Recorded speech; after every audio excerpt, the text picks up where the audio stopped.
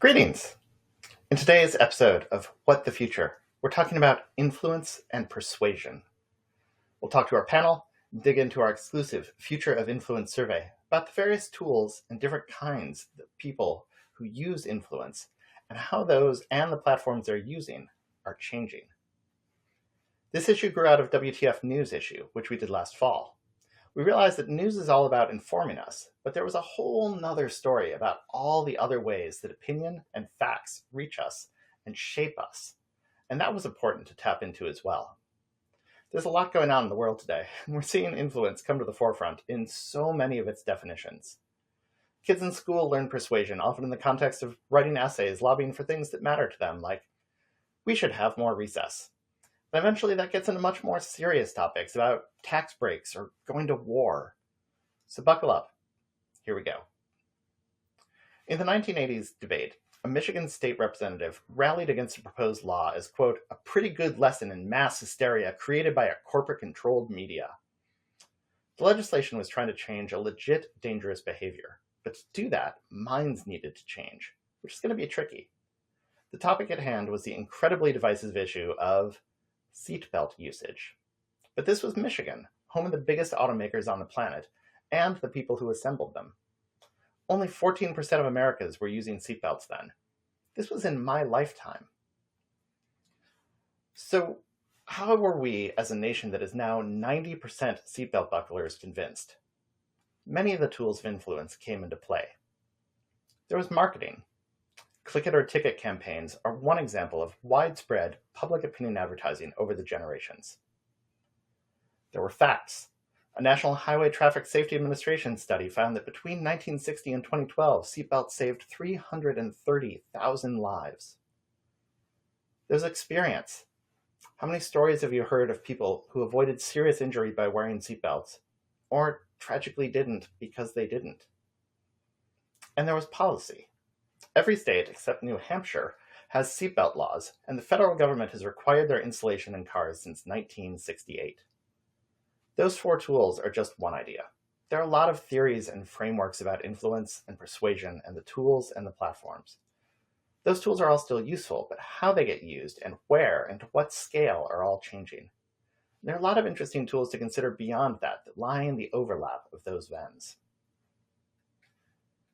In researching this issue, I started reading a fascinating book, once my 14-year-old finished with it, called How to Win an Information War. It talks about propaganda and why propaganda was so successful in Germany in the early half of the 20th century, and also about one guy, this guy, Sefton Delmer, who was really successful at creating counter-propaganda for British intelligence. That book talks about how propaganda is often used to, quote, confuse, dismay, demoralize, and distract, but also how it can be powerfully used to give a group a common identity, often forged in opposition to real or perceived slights and hardship. Symbols, slogans, and songs can be used to reinforce this identity. Propaganda, therefore, can be used for good as well as ill. So, who are our influencers? We know that people generally trust their friends and family for lots of things, including product or restaurant recommendations, and as a source of information generally, which leaves many of us feeling influential in our personal spheres of coworkers, friends, and family. Part of the challenge of marketing is that we're living in what Ipsos Global Trends calls splintered societies. The US just came out of a bruising election where one party seized somewhat complete power, but by razor-thin margins. Billions of dollars were funneled into the election in efforts to influence the undecided voters to join one side, and the decided voters to actually show up and vote. On commercial issues, we're malleable. On social issues, less so. And on economic policy, we're in between, mostly open to new ideas. Younger people are generally less set in their ways. And politics are just one realm of influence, but the lines between political communication and brand communication have blurred, and the tools they both use are increasingly similar. As with World Wars I and II, influence can be used in really positive and really negative ways, and anywhere along that spectrum. But in today's splintered society, many more people think things are going to get worse, not better. Later in this episode, we'll talk to Bishop Bonnie Perry of Michigan's Episcopal Diocese. We talked about the somewhat surprising finding that people at least claim to be more swayed by facts than by emotional pleas. She proposed a 4-circle Venn diagram, although she wasn't sure that was allowed. I checked, and yes, it is. You can have as many circles in a Venn as you need. And in thinking about what she said and the research I was doing, I came up with a somewhat modified one. As I said, there are lots of models, and not to trivialize actual academic study in this area, I thought it was an interesting exercise. Your mileage may vary, but here's where I landed. We'll share the presentation afterwards, so you don't have to pull out your camera phones. But taking those 4 spheres of policy, facts, marketing, and experience, I thought about where the various tools fit in and came up with something like this. So, how can you influence people to move toward the future you hope to achieve? Especially since whatever your organization is trying to persuade people about, there's another group out there trying to persuade them differently. In our new AI-enabled world, we're already seeing how information and disinformation can scale. There was no shortage of disinformation in the election, including from foreign powers. A new think tank has popped up in Washington that appears to be staffed by fake personas generating AI-written content about supporting the Pakistani military. This stock photo is meant to represent its staff, but real news outlets are publishing reports based on the thought leadership it produces. In 2020, just 18% of Americans polled by Ipsos said they were willing to call out disinformation they see. Now it's only 10%. That's not a great trend line. So, given this landscape of misinformation, disinformation, actual information, and the crazy context in which we as human media consumers are trying to assimilate it all into a framework for our realities, what are the business questions we're going to talk about today? How do you make wins, like seatbelts, stick and reinforce the positive outcomes that came from change? How are the tools and platforms and influence and of persuasion evolving? What are the specific audiences you need to persuade, and where are they influenced on information and opinions? How do you influence for the future that is best for your organization, knowing that rivals are persuading on the other side? As always, we have a great panel of different forms of influencers. Let's dive in. So for our influence issue, we tried to talk to different kinds of people who use influence in different ways. We have the marketing, advertising, and influencer sphere, represented by Ryan Dietert, CEO and founder of the aptly named agency Influential. We talked to one of the best-known expert review outlets, America's Test Kitchen, and Evan Silverman is their chief operating officer. Political speech is another major sphere of influence, and we talked to Kate Childs Graham, executive director of West Wing Writers, who has written for world leaders and corporate leaders alike. As politicians try to persuade you, the voter, others are trying to influence politicians. So we talked to Jack Quinn, head of state government affairs policy and advocacy for Regeneron Pharmaceuticals. And finally, the OG influencers are arguably the clergy, influencing our very faith. So we talked to Reverend Bonnie Perry, the Bishop of the Episcopal Diocese of Michigan. Spend any time on a social media platform, and you can see how influencer marketing is outpacing social ad spending and challenging traditional TV's dominance. Ryan Dietert, the CEO of influencer marketplace platform Influential, expects the creator economy to eclipse the $60 billion traditional TV ad spend in just a few years. Acquired in 2024 by Publicis Groupe, Influential matches brands with 4 million social media creators. As people increasingly watch content on social platforms, Dietert believes influencer marketing gives brands more engaging and measurable ways to woo consumers. Dietert spoke with managing editor Kate MacArthur. They discussed the shift from mass influencers to niche and micro-influencers, the role of AI influencer marketing, how brands go about measuring influencer impact, and how brands are adopting a creator-first approach. When it comes to AI, Dietert thinks that AI influencers we've seen so far aren't really AI in the way that they will be. But, he said, we're on the way, and younger folks will lead the way in acceptance. Here's what he told Kate. AI as a living, breathing creator that is not still highly managed and produced by a human would take still like a few more years of iterations to happen from both a cost perspective and integration perspective. So I think we still have a few more years out. And then obviously at that point, either similar to how like you think about kids and video games, like if you or I played video games the way that like a 12-year-old did today, we would it's sensory overload. It's too much happening to be able to handle it. If you are raised in an environment where that's normal and you're used to it, then your affinity towards it might change. So I think the generational level will change, much like people in they call the boomer generation. My mom does not and dad don't want them to be tracked anyway. I don't want any advertising to know about me. Any advertising that is targeted, that seems scary. Me as a older millennial in my 40s, I'd rather have targeted ads. I like getting ads served to me that make sense for what my daily life is. It's just a different mindset. So I think AI will be similar for those in Gen Z and Gen Alpha. When it comes to influencers, whether AI or human, it's important to know how many humans they influence. Whether conducting an influencer focus group or coordinating a campaign, brands need to be certain their online influencers are real deal.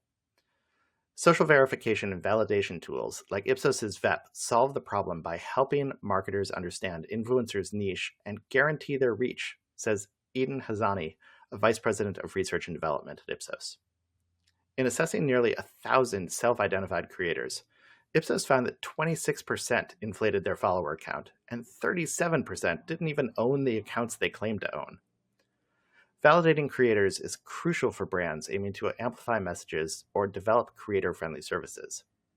As Americans spend more time online, influencer marketing thrives, but engagement is complicated by counterfeit creators who buy followers or fake engagement.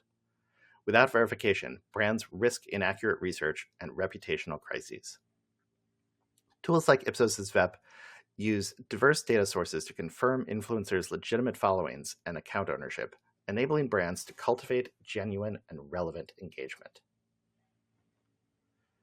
Humans still play an important role in all kinds of marketing. We live in a world where an online reviewer who makes entertaining content can make or break a product or restaurant.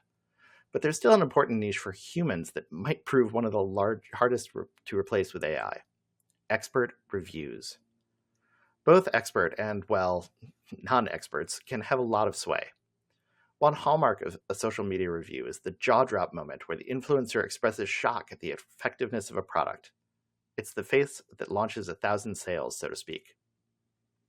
America's Test Kitchen, one of the original brands in food media, has had its own share of shocking reveals that dethrone a past product test winner or a recipe. Evan Silverman, Chief Operating Officer of ATK, explains how scientific testing will always foster trust, especially as AI, influencers, and social media reshape expertise and how we buy products. In other words, we need human centricity. Silverman and Kate talked about the lasting trust America's Test Kitchen has built through rigorous testing, and also how likability and relatability fit in too. Looking at the world of AI, it's easy to take what we see today and extrapolate into where we might go tomorrow, especially if you look at the internet as a guide. Some things get better, but a lot, not so much. Here's what he told Kate. There's an existential question around content on the internet, and one that will likely only get worse with the rise of AI-powered content. Truthfully, there's a lot of junk on the internet, stating the obvious. And I'm extremely curious to see if it's possible for AI-powered content to not make that problem worse. But I'm struggling to see how AI positively transforms the world of influencers in a way that benefits consumers. I believe AI can transform a lot of the back-end workings of an influencer business, but I'm not sure what it brings to improve the situation of ultimately trying to solve the needs of a home cook who is looking for trusted guidance And also trying to differentiate between a trusted expert and an influencer, and even worse than that, someone who is a fraud. Brands are all in on AI-powered tools in e-commerce, especially for customer service, but shoppers expect these AI agents to solve their problems rather than create new ones. Incorporating customer experience principles into AI-driven experiences can help AI make everyone's lives easier, says Maura Hawley, a senior vice president with Ipsos's customer service experience practice.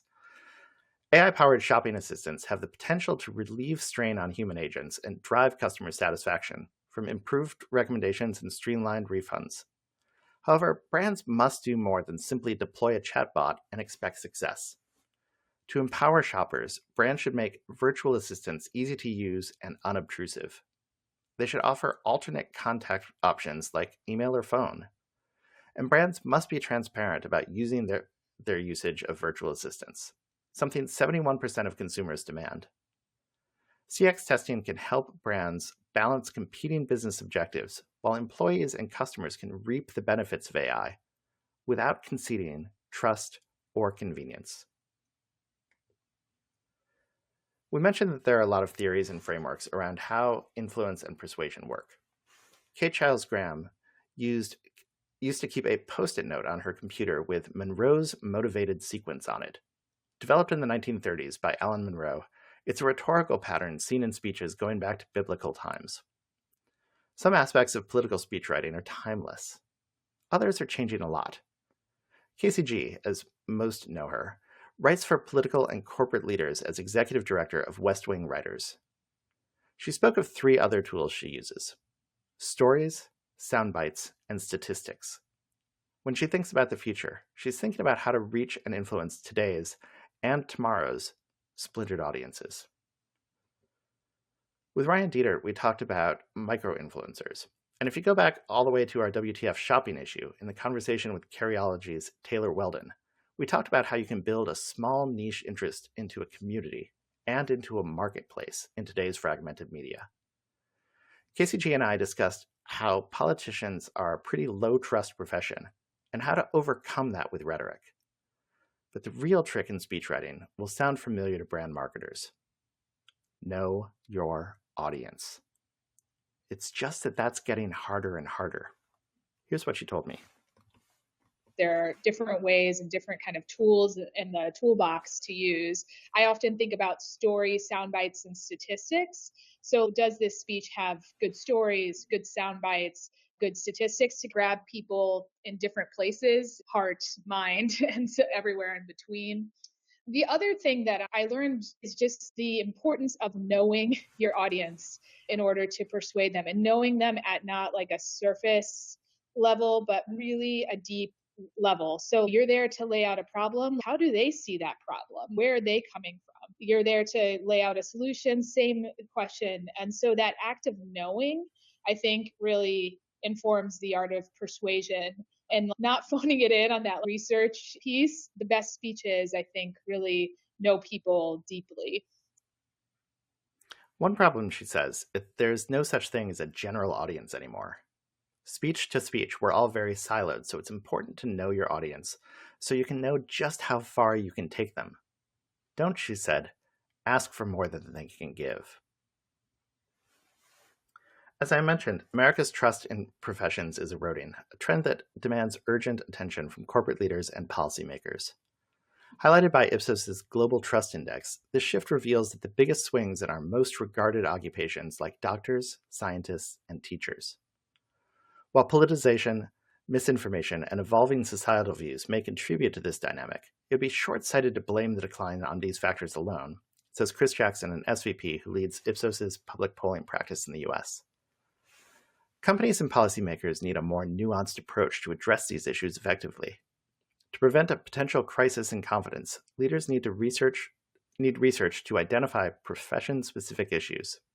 They should use technology and data to anticipate and respond to shifting public opinions and cultivate meaningful stakeholder engagement. Then they can develop targeted strategies to address problems and rebuild trust. Above all, they should embrace transparency and foster public understanding. By acting now, leaders can shape a future where trust in these institutions is restored and strengthened. Just as politicians try to sway the voters, government affairs and lobbyists try to persuade the politician. Jack Quinn's journey from the New York State Legislature to Regeneron Pharmaceuticals reflects the evolving landscape of political persuasion.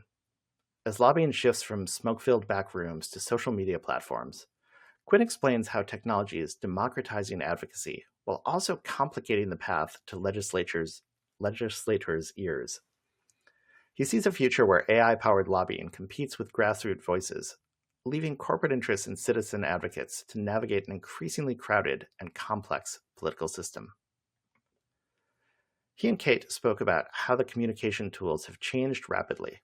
We're not that far away from when we were using faxes, and now government affairs professionals can geo-target lawmakers with specific ad messages. But the bigger change, Quinn said, is in the democratization of influence in many ways. There are just so many more voices in the rooms where, as the musical Hamilton taught us, the room's where it happens. Here's what he told Kate. Coalition work has become the way of the world. I've worked for drug manufacturers and healthcare insurance company and in the energy world.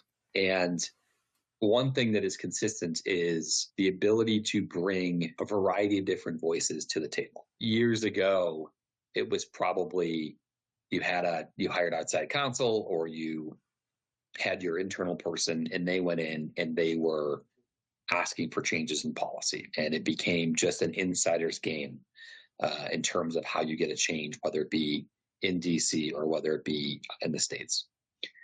Nowadays, when you talk about advocacy, that involves the business community. It involves patients, patient advocates, caregivers. It involves impacted industries in terms of what are they doing for like the small business community. Nowadays, there are a variety of voices in the room, and you're building out an ecosystem that involves direct advocacy, social media advocacy, and a very robust communications plan.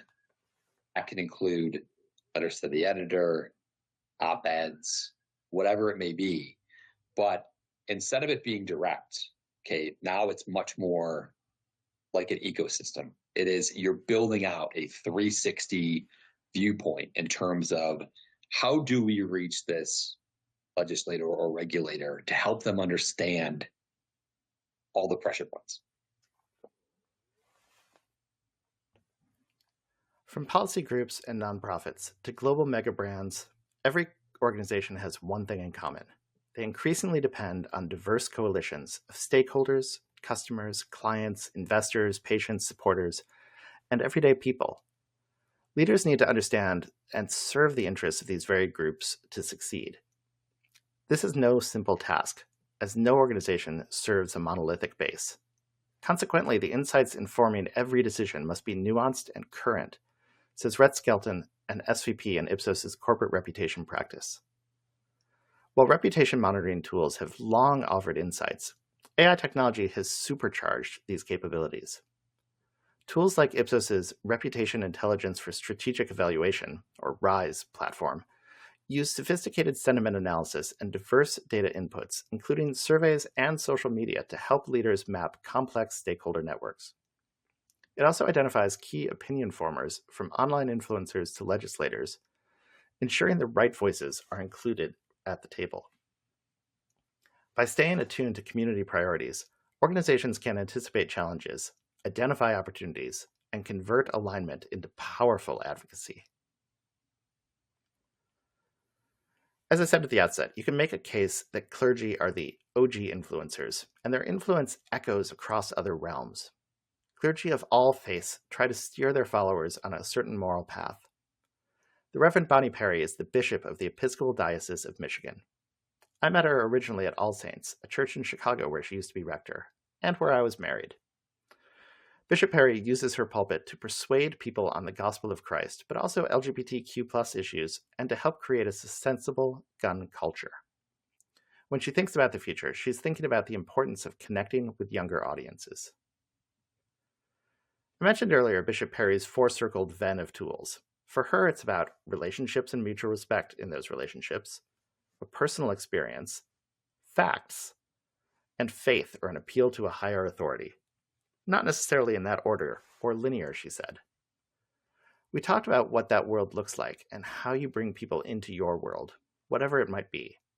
And that brings us back to a theme you've heard a lot lately: knowing your audience. Here's what she told me.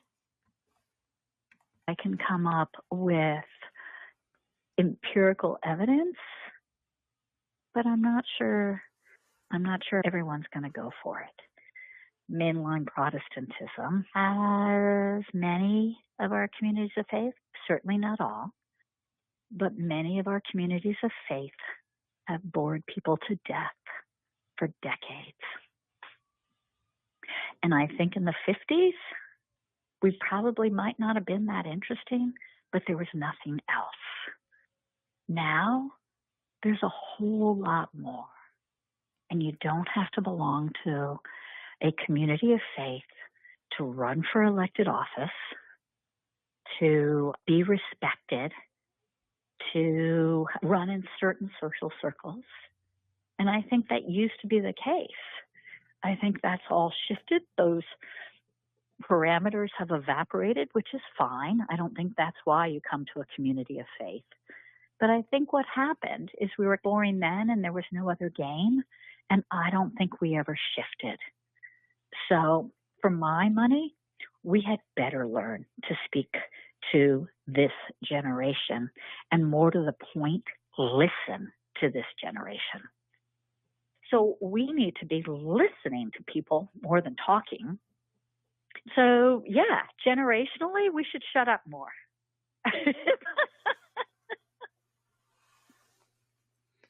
Leaving the panel portion of our episode echoing with laughter, and a bishop's laughter at that. Not a bad note to transition from, eh?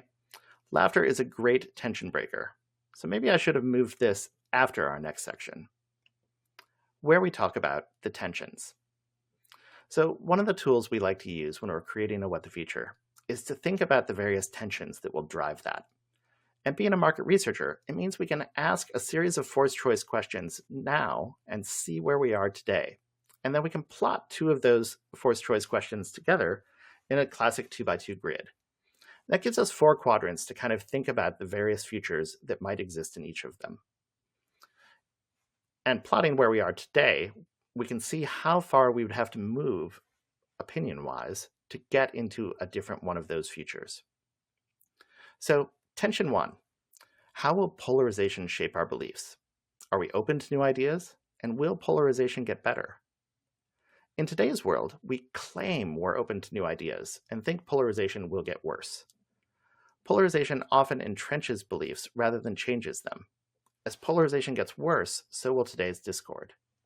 So in today's position, a lot would have to change to brush us off this baseline. But it's not hard to imagine a world that becomes even more intractable and shifts into the bottom right. It's plausible that brands will have to appeal to smaller and smaller niches to be willing to write off large swaths of customers who don't feel that their brand signals the right values. Intention 2, skepticism versus where we take our recommendations. If today's world persists up in the upper right, creators should lean into the why you should trust me angle of their reviews. In an era of AI content, sponsored content, and low regulation, it's reasonable to expect the floodgates to open, presenting a lot of challenges for brands, creators, and consumers alike. But really, our current world actually looks quite a bit like the upper left, despite how far we seem to be based on our stated opinions. Many, especially younger folks, are already buying on social channels. Whether or not an influencer using a project constitutes a review, it's easy to imagine a future where institutions lose trust and influencers gain trust. The tensions are a tool we've used a lot in making WTF over the years, and they're about to get a big makeover. Stay tuned for some changes coming in our next issue as we celebrate our 50th issue of What the Future, with a topic near and dear to so many hearts.